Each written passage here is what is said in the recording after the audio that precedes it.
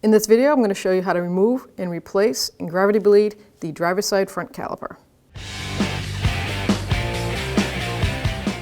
22mm socket to remove the lug nuts.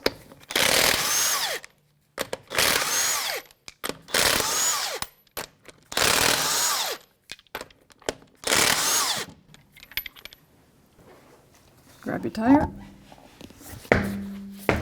So I'm going to undo the brake hose to the caliper first. Make sure you have a catch bucket underneath. You're going to lose brake fluid. That's a 14mm socket or wrench. I'm going to grab that banjo bolt, break it free. I'm just going to loosen it up so that I can remove it easier. So I'm not going to take the slider pins off because I'm replacing the whole caliper. So I'm going to go right to the caliper bracket to knuckle. And that's a 19mm socket. I'm going to break it free, and then I'll use an electric tool to take it off the rest of the way. Loosen that one up. And the top one. Make sure that I can take that off by hand. I can. Now I'm going to take the bottom bolt all the way out.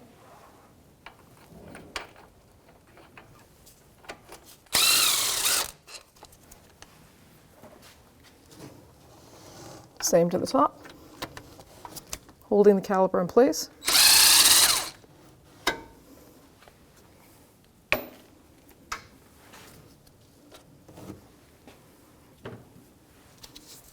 Now I can remove this banjo bolt for the brake line. Once again, my bucket's right below. See if I can break it free.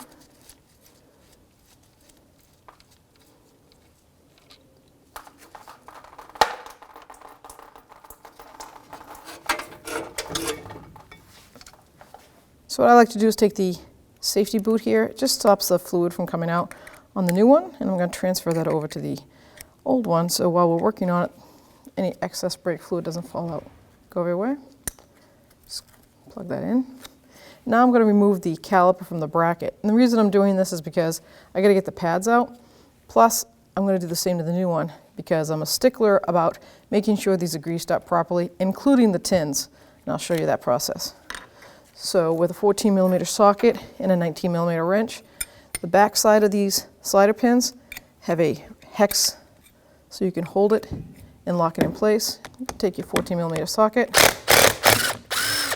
break them free.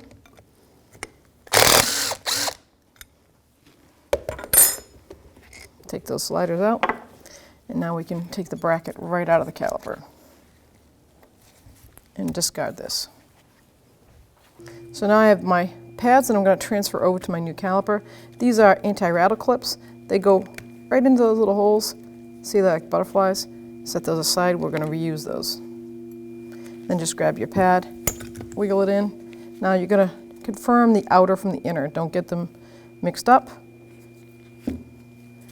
This is the inner. We're going to pull this one out. The inner on this particular model has the wear indicator, and you also can see where the caliper pistons have been riding, so that's a good way to determine the inner one also. Now I'm going to discard this. So now I'm going to dismount that caliper bracket like I did on the old one. 14mm socket, 19mm wrench.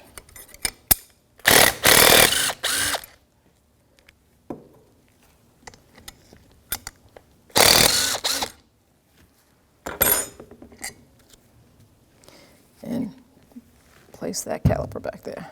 So now I have the new bracket and new tins. So that's nice that they supply them. But I'm going to put a little Silglide on the back. You can use caliper grease. You just want it on the bracket where the bracket and tins meet. You want to stop water from causing a rust situation on this. Now I'm going to take that tin and line it up. How it goes, like that. Push those clips in, make sure it seats all the way down. Do the same to the other side. You don't need to use a heavy amount of it. You just want to make sure you get everything covered. So once again, rust doesn't form.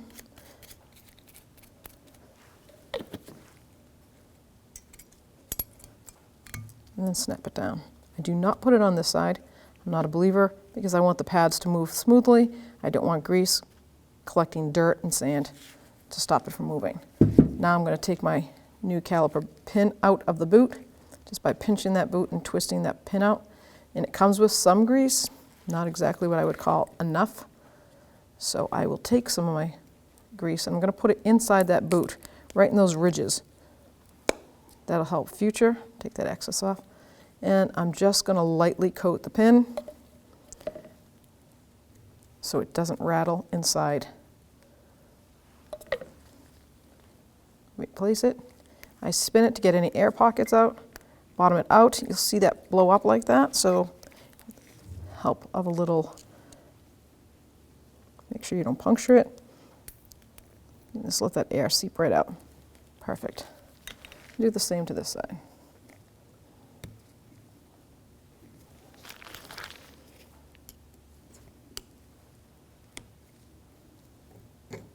There we go.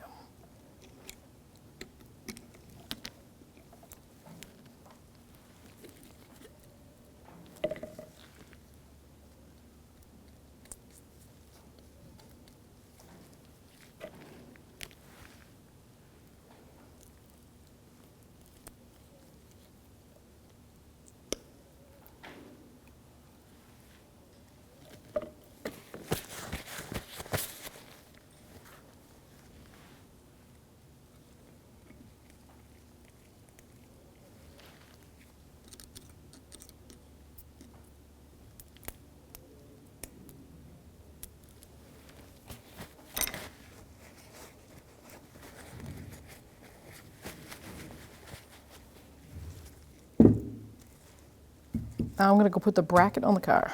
Now before I remount that caliper, I'm just going to flush my rotor and I'm going to put a lug nut on to hold it steady.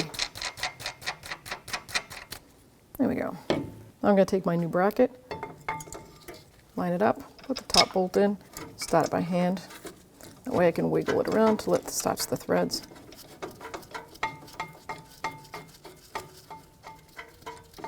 Do the same to the bottom.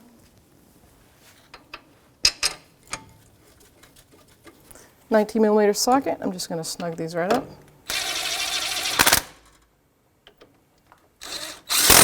And now I'm going to get my torque wrench, 19mm wrench, and the torque to the bracket to knuckle is 101 foot-pounds.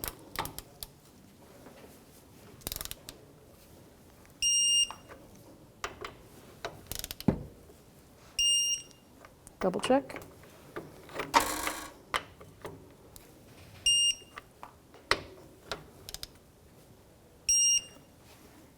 Now I'm ready to put that inner pad in first. I'm going to put the bottom in and snap it right in place. Remember, the inner pad is the one with the sensor. And the outer, I'm going to do the same exact thing. I want to make sure that they feel free so that they can release and be released and compress at the same time freely. Now I can put my anti-rattle clips in. One little hole like that, there. You're going to have to hold them because they're going to do what they're supposed to do.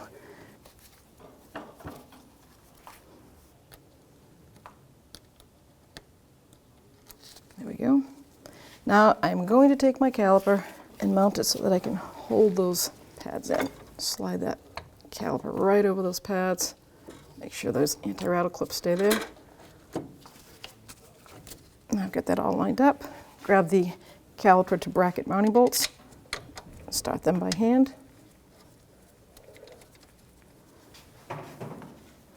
Put the top one in. And that's the 14mm socket. Just going to take my electric tool and just bottom them out. You'll see that pin wants to spin. If you need to, you can get the 19mm and hold it. So now I'm going to torque that to 37 foot-pounds. You might have to put the wrench on the 19mm head in there to hold that pin. Let's see if we don't have to. Do the top.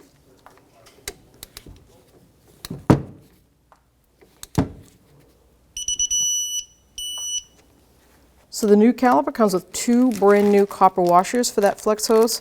You want to make sure you use them. Do not use the old ones. They could have a groove in them and cause a leak. When you grab your old banjo bolt, make sure the washer is off. Put one on the head of the bolt side. Now you can put that banjo bolt through the banjo holes. Put the other new copper washer on that side, and you can line up the hole. But see how that cutout is there? That is for that flex hose to sit right in there. Make sure it sits between the top one, not this outer one. Snug this by hand. Now there is no torque for this. It is just a feel. So you want to make sure that it's enough to crush that copper washers just to seat them. So bottom it out. That's pretty bottomed right there. I'm going to give it a good quarter turn.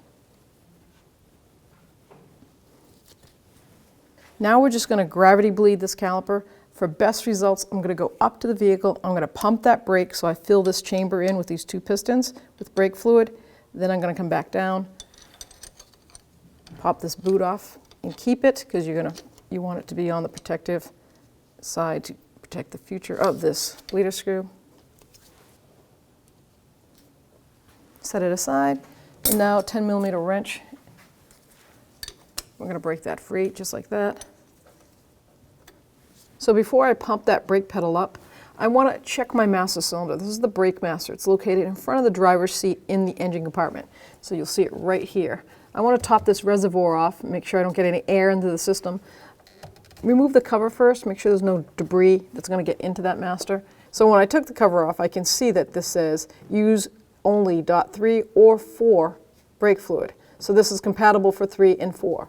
The higher the number, the higher heat temp for the brake fluid. So you never want to add a lower temp fluid to a vehicle that requires a higher temp fluid. So you can put .3 or 4 in this, and you could even put .5. But if you had a vehicle with .5, you cannot add 3 or 4. So I'm going to top it off. I have a combination .3 and 4 compatible, and I'm just going to bring it right up to the top because I am going to bleed it, so I know I'm going to lose some. I'll recheck it though at the end. I'm just going to put my cover, place it on, lock it down. Now I'm going to pump my brake pedal up and fill those caliper pistons up with brake fluid before I gravity bleed.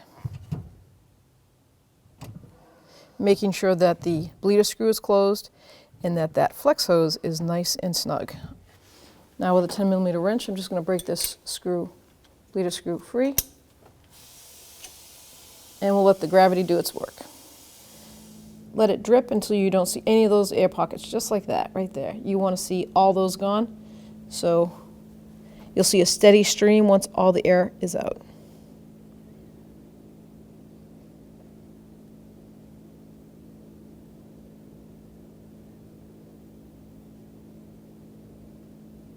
Here we go, seems like a steady stream. We had like 3 air pockets.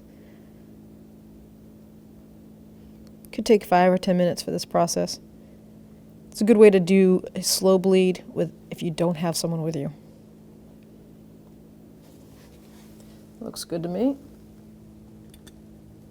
I'm going to close this up.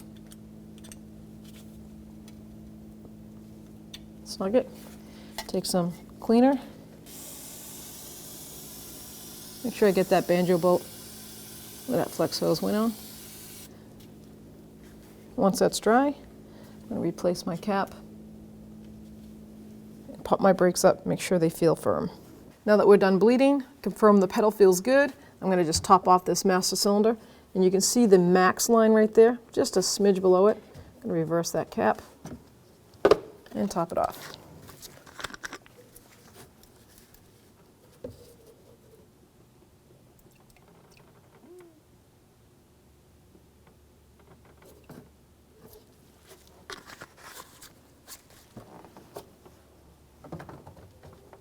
Make sure it's seated flat until it clicks. Remember to remove that lug nut. Now we're going to put the tire back on.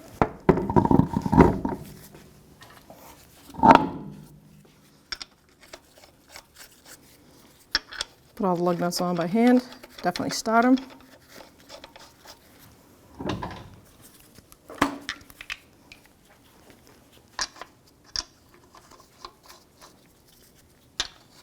This is a 22mm socket. We're just going to snug them up in a star pattern, and we're going to torque it to the factory spec.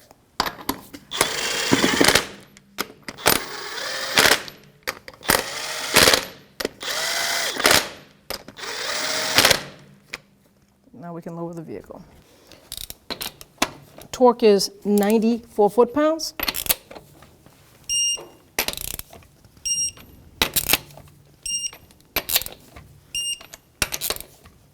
Double check.